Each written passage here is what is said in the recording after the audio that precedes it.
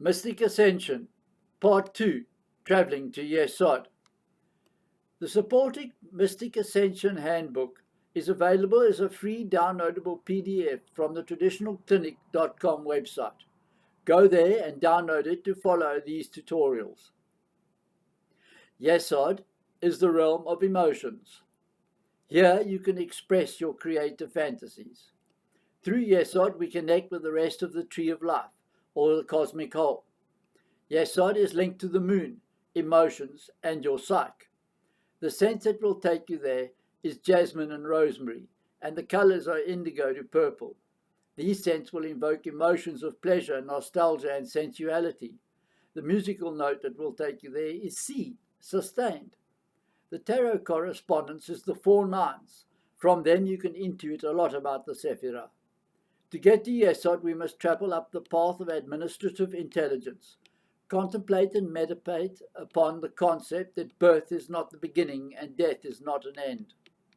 In this life, we experience 2 deaths, the little death or sleep, and the big death, which ends each incarnation. The path to Yesod can be traveled while in sleep spontaneously, as we enter the dream realm. But this is also the path we take upon the big death, as well as at birth. It is the route we take to begin and end each incarnation. The symbol of this path is the Ouroboros, symbol of the snake eating its own tail, which symbolizes eternity.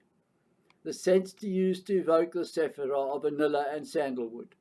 As you travel this path, you're able to discard the shackles of slavery to the senses, and so become spiritually liberated. Having gathered up your skills and knowledge gleaned in Malkuth, you've become ready to project to the higher level of understanding.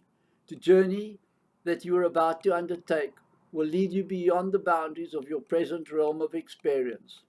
You're about to begin the visualization exercises in order to ascend up into the tree of light and life. But first I want to give credit and gratuity to the creator of these visualizations, which come from her book, Mystic Qabalah, Visions of the Tree of Life. To Carla Trobe, I say thank you. You can experience her many magical writings at YouTube/@Carla Trobe, Kalatrobe. Her visions have become archetypal on the tree, and so we further them here. I also want to thank the 3 initiates who wrote the Kabbalion for their contribution towards mysticism. I send you love and light wherever you are.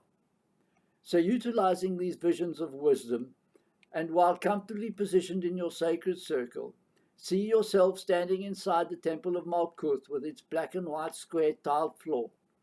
Complete your purification ritual and supplication to Gaia, asking for her permission to leave Malkuth. If you get her blessing, stamp your feet 10 times when you're ready to begin path working. You face the ascetic door in the middle. It has a circle with an upright triangle inside the circle hanging on the door. You think about leaving Malkuth. Summon up from within you the desire to travel to Yesod. Almost instantaneously the indigo door opens, and inside is the portal in front of you. Its walls are flashing fractals of blue, black, and indigo lights. You're sucked into the void and feel yourself traveling upward and closer to your goal. To speed up, lower your arms to your sides. To slow down, raise your hands in front of you. Lowering your arms, you speed up. The fractals of light become blurry and change from indigo to purple. When you slow down and stop, the colors seem to clot around you, and everything becomes static. Lower your arms again and push on through until pure light illuminates the tunnel. Allow yourself to feel drowsy. If you can, lie flat on your back. Center your attention on the top of the bridge of your nose, between your eyebrows. Now imagine streams of purple light centering and entering your brain through this, your third eye. Suddenly in front of you are towering green waves of energy, crested with scarlet fire. This is the god form of Sephirah of Yesod, who is called Shaddai El Chai. This is the first authority to whom we must apply for entrance to Yesod. Shaddai El Chai is almost entirely feminine in nature, with a fierce countenance, and liquid in form. Within the intuitive and imaginative powers of water are tempered by the will of fire. This aspect of the Godhead that is swift, impulsive, and acts responsively towards other energies. The name Shaddai El Chai translates to Almighty Living God. Try to concentrate on the resonance of its name as you envisage the living colors and formidable powers of this oceanic expression of God.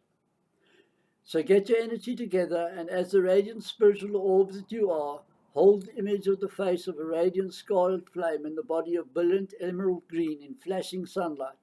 Speak the name Shaddai El Chai and ask for permission to explore Yesod. Say something like, Shaddai El Chai, grant me safe passage and permission to enter and explore the dimension of Yesod. Wait until you have Shaddai El Chai's approval. While the God form rules supreme in any Sephiroth, it is also considered polite and desirous of good experience to introduce yourself to the deputy authorities, the archangels and their order of angels. We do this in the temple of Yesod, which also has a black and white square tiled floor, but this temple has no roof. Vapors of smoke waft around in several incense burners. Above you hangs a sky of pinks and purples with yellow stars and flat silver moons. You intuitively perceive that the temple has 9 sides and there are 5 doors. The one that you just come through and through which you will return. It is called the Tav door, and its symbol hangs above the door. Across the temple in the opposite wall is the Samek door, which is the 25th path to Tiferet. Its silver symbol hangs above the door. To your left is the 30th pathway's doorway, which is the symbol of Resh, leading to Hod. To your right is the 28th path, called the Tzadi path, which will take you to Netzach. Its symbol is hanging above it as well. The other door is the exit to Yesod, and is called the Yetziah door, and is simply the exit door. It has a multitude of symbols on it. You know that you can hear the whisper of angels here, and they can hear your whispers also. As you look up, before you stands mighty Gabriel, Archangel of Yesod, who acts as an intermediary between Malkuth and the higher dimensions of vibration. Facing west, envisage the sacred being surrounded by cascades of falling water. Consider that one of the names of Gabriel is the strong man of God. The element ruled is water. And the planetary correspondence is the moon, giving Gabriel a distinctive set of feminine characteristics, though some of his features are masculine. She is predominantly feminine. From this we may conclude that the Archangel Gabriel is androgynous, having features of both gender. The 7th principle of Qabalah is that everything has its gender. Here her face is beautiful, reflective, full and round. With ever watchful emerald eyes she looks at you as silver blue hair wafts around her throat. Wings of brilliant blue are folded behind slender shoulders, sweeping down to feet clad in silver sandals. Gabriel's body is strong and athletic, yet fluid but full of force, like the watery tides and currents of this emotionally oceanic dimension. It glows purple like Yesod itself. Gabriel's arms are soft as that of a mother, indicating compassion, but in her right hand a glowing silver sword is held tight. Gabriel's sword can act with apparent merciless swiftness, but her motives are based in compassion and rightness of flowing. The expression to go with the flow applies perfectly in the Sephirah. A glowing set of scales standing before Gabriel echoes his association to cosmic justice. Gabriel's legs are strong and feet are winged, indicating swiftness of action when required. His feet are balanced between worlds, just as Malkuthic dimension of matter is balanced between the rest of the energetic tree of life and light. What strikes us most are her eyes. They glow deep aquatic green. The impression that we get from Gabriel are the great spiritual strength, vast creative compassion, and superb balance of power. Once you have envisaged Gabriel's image firmly in your mind's eye, enter into his shimmering presence and say, Archangel Gabriel, guide and protect me on my journey through Yesod, I beseech thee. If he smiles his emerald eyes on you, refreshing your very soul, or she touches your third eye area, or your forehead, and you feel the energy rising up your spine, then she has granted you his blessings. Next, you are ready to envisage the angelic order of Yesod, called the cherubim, This group of angels are mostly male, with an upper aura of purple and amber, and the lower body of grey-green. Say to them, angelic order of cherubim, please guide and protect me on my path to Yesod. So mote it be. Presuming that your request is granted, it becomes time for you to enter Yesod itself. Other gods are invoked in Yesod are Isis, Artemis, Diana, Selene, Hecate, Ramachandra, Sif, Lakshmi, Ida Wido, and Yemana. Remember the Yetzirah exit door. It's purple and it hangs in a pearlescent silver moon sign on it. Knock on this door 9 times. The moon goddess Khonsu opens it up and bids you to enter. Enter the gateway to Yesod when you feel ready. What you find on the other side of the purple door will depend greatly on your own state of being at the time, as well as your local and other arbitrary circumstances. However, a few features will remain constant, such as the texture of the atmosphere, which is very subtle and conductive, crackling with electromagnetic activity. There is multidimensional blanket of etheric energy spreading out across this dimension like a thick spider's web. Distant mauve mountains with silver snow-capped peaks rise up in front of you. The air around you seems to thin out and become clearer, and you hear sounds and chanting at the edge of your mind in this pristine atmosphere.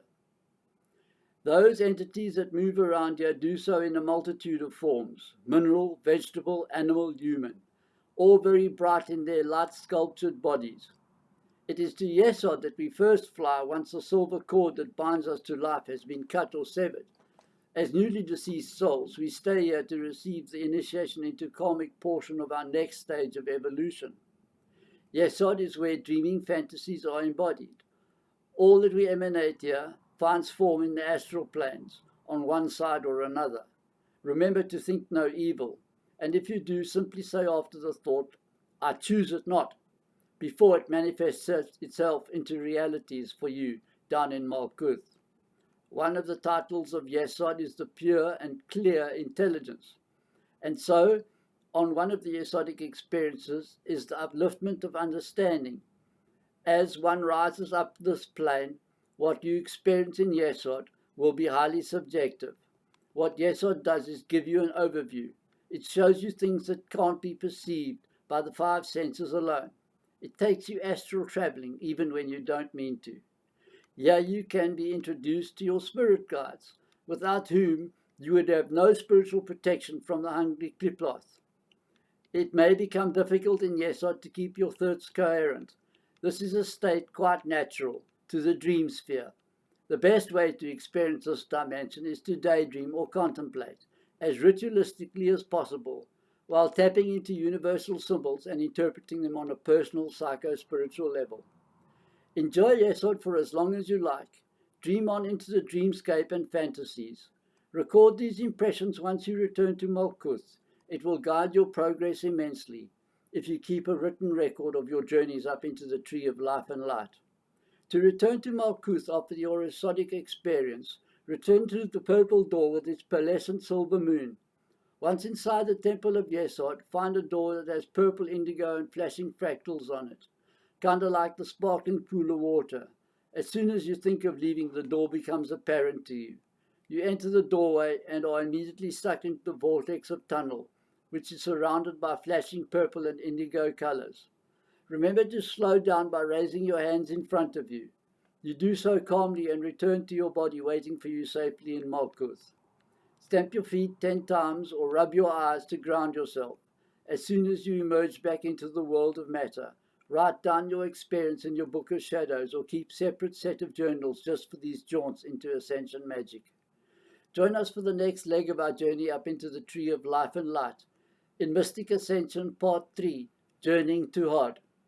Please like, share and subscribe with the links below. Merry part till the next time we meet.